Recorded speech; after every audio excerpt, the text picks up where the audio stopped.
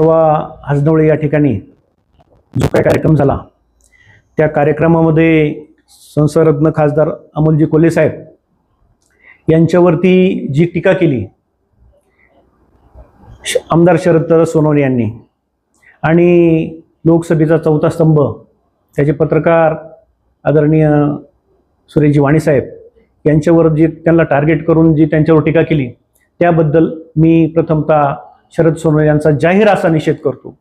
आपण पाहिलं की खासदार अमोल कोल्हे साहेब यांची उंची किती आहे। खासदार अमोल कोल्हे साहेबांबद्दल त्यांची बोलायची हिंमतच होते कशी, आणि म्हणून संपूर्ण पक्षाच्या वतीने असेल संपूर्ण तालुक्याच्या वतीने मी शरद सोनवणे यांचा जाहीर असा निषेध करतो। चंदाताई गाडगे, मी शरदचंद्र पवार पक्षाची महिला तालुका अध्यक्ष म्हणून काम पाहते।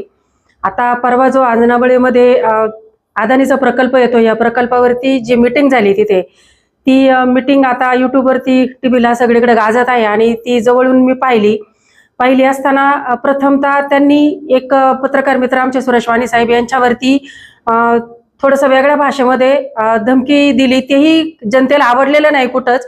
आणि दुसरी गोष्ट, खासदार साहेब संसदरत्न खासदार साहेबांची उंची आणि त्यांची उंची 7 पिढ्या गेल्या तरी खासदारांच्या उंचीची बरोबरी ते करू शकत नाहीत।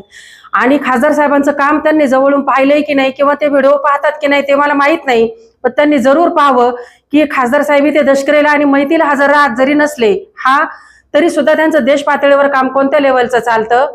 आणि त्यांनी मोठ्या मोठ्या मीटिंग्स आज या रेल्वेच्या बाबतीत असतील किंवा अदानी प्रकल्पाच्या बाबतीत असतील ह्या कसं शेड्यूल आहे हे एकदा चेक करावं।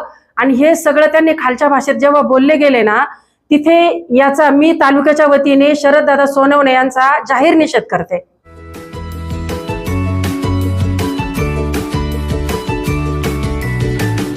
बातम्या शेतीच्या, बातम्या मातीच्या, बातम्या अन्यायाच्या, गुन्हेगारीच्या,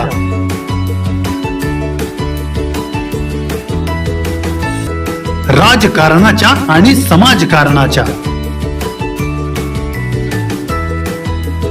शोषणाविरुद्ध बुलंद आवाज, जनसामान्यांच्या हुंकाराची गाज, सत्कार्याला प्रोत्साहन,